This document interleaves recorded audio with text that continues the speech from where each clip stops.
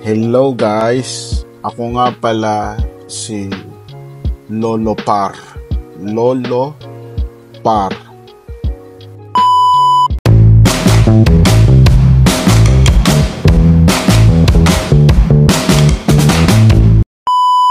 In short, Par. So, gagawa nga pala tayo ng reaction mga apo dito sa Congress hearing dahil hindi ako updated sa mga social media. Hindi daw. Joke lang. So, ito kasi si Duterte inimbitahan. Alam ko late na ako sa balita eh. Hindi kasi ako masyadong nanonood ng mga ganitong hearing. Pero nung ang inimbitahan is yung aking matalik na kaibigan si Duterte, panonoorin ko.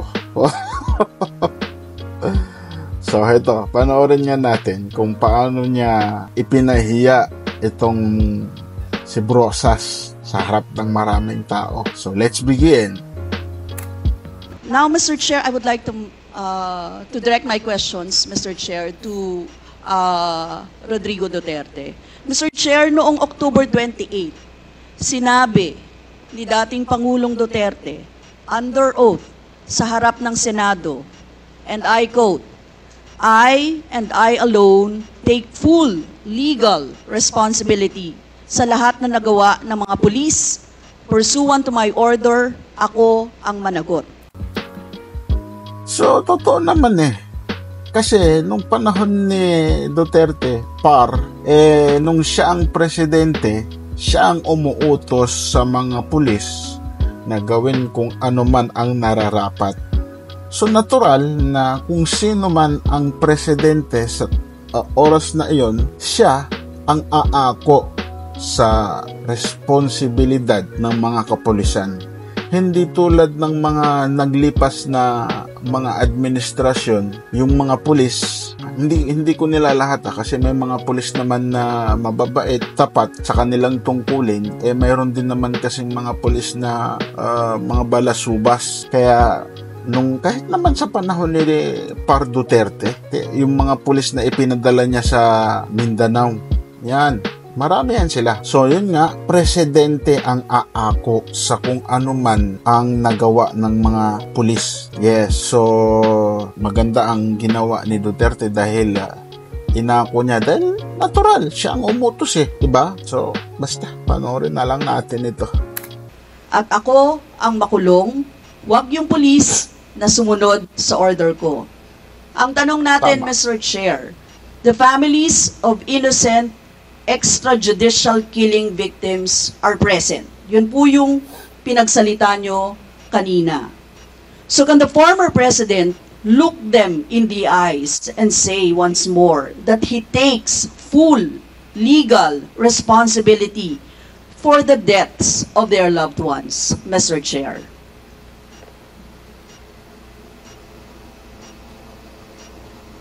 Mr. President, can you... What's the question? What is the question? Can you repeat the question? Mr. Chair, haba ng sinabi, pero what's the question? Full responsibility. So, Mr. Chair, totoo ba yan? Correct. Yes. Very correct. Since I was a president, and there was until now, serious problem about drugs, I have to issue or make a policy statement about drugs. At all that happened, yung nangyari pursuant to my order to stop the drug problem in this country, akin yun. Akin yun. Salute, Mr. President. Ako ang Par. nagbigay ng order kasi ginawa nila illegal or legal, akin yun. Thank you, Mr. Chair. I take full responsibility for it. Thank you, Mr. Chair. Yun po yung tanong ko. Yung families of innocent extrajudicial killings, kayo din. File the case in court.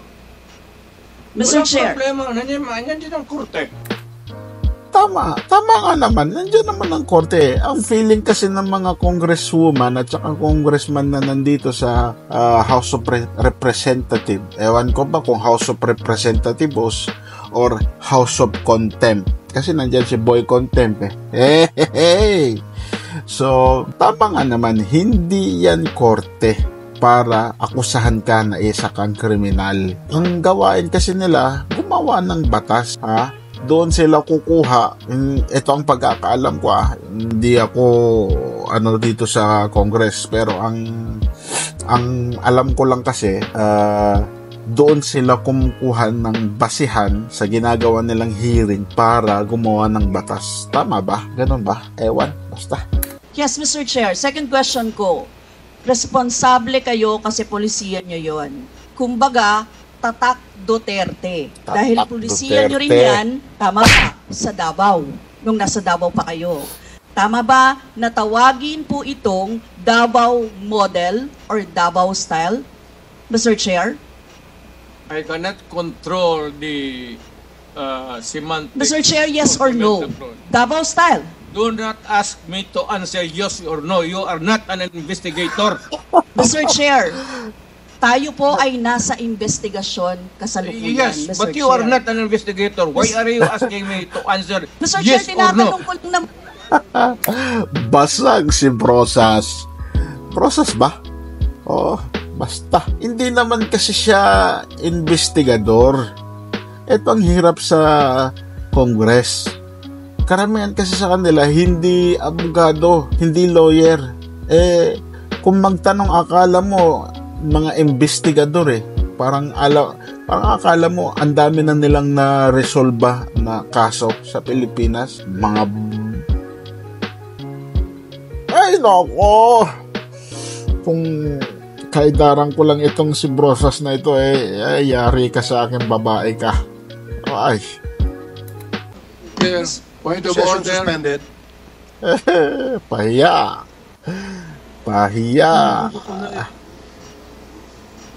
Point of order, Mr. Chair. Ano ka, pulis? Point of order, Mr. Ano Chair. ka, pulis? May pahabol pa si Par. The session is suspended for the meantime, so please, let's take time to calm Session things down, suspended. okay? Para ho maayos ang ating hearing sa ngayon. Paano magiging maayos ang hearing? Kung ang mga Congress, yung mga nagtatanong, puro walang kakwenta-kwentang mga tanong. Kumbaga, maghihiring sila, magtatanong sila, kung ano yung gusto nilang sagot, yun ang dapat na isagot mo. Diba? Gets nyo ba? Yung kumbaga, pag tinanong ka, kung ano yung gusto nilang sagot, kung ano yung gusto nila na isasagot mo, yun dapat ang naisagot mo. Pero pag hindi sang-ayon sa gusto nila yung sagot mo, ayan siguro sino may pangalan yan? Isa na yan Pag hindi niya nagustuhan yung sagot mo, ko-contempt ka niyan. Kung kaharap lang kitang matanda ka, sapakan na lang tayo, boxing. Visit ka. Ito yung mga abogado ni Duterte. To allow this resource person to finish his answer. Okay, we will do that. Tama nga naman. Attorney Bello. Hindi yung, kasi pag hindi yung tulad ng sinabi ko, pag hindi nila nagustuhan yung sagot mo, wala parang walang kwenta tong hearing na ginagawa nila. Kasi hindi nila makuha yung gusto nila. We may ask questions that is answerable by yes or no, and as much as possible, we would ask the resource person to only answer yes or no. But if he wishes to elaborate, and as long as it is germane and related to the answer to your question, we will allow that. But we will make it very, very short. Yes, Mr. Chair. Okay lang naman kahit Pwede hindi ka naman sumagot ng mag-expound, yes Mr. or Chair. no. Ang tinatanong ko lang, sa particular question na yon, maaari naman siyang sagutin ng yes or no. And then the explanation, Ay, Mr. sus. Chair. Opo. Mr. Do not control my answer. Kung Your Honor, Maka-reaction this is not an inquisition. It's a democratic process of investigation. Okay. Thank you, Mr. President. Dahan-dahan lang sa pindot, par. Parang tatagos na yung pindot mo sa ilalim ng lamesa eh. Kalma. Hopefully. Kalma. So guys, hanggang dito na lang natin tatapusin yung video. So kung hindi ka pa nga pala subscribe sa aking channel, baka naman pwede, baka naman ano ba? Yan. Pa-click niyan. Pa-click. Ha? Kung Solid Duterte ka, click mo yan.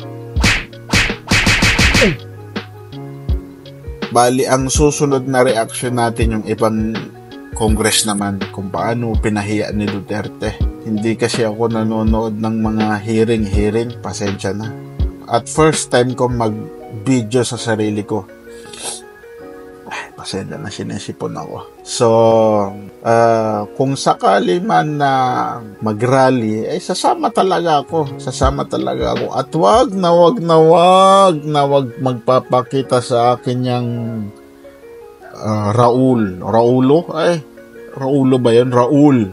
At saka yung Castro. At saka itong Boys Brosas. Wag kayo magpapakita sa rally. Pag ako ay sumama, baka hindi ko mapigilan ng sarili ko. Ay, ma-high blood na naman ako. Sumasakit na naman ang batok ko. So, sa susunod na video, gagawa tayo ulit ng susunod na video. Magre-react naman tayo kay bye. Ay, ito pala. Sorry.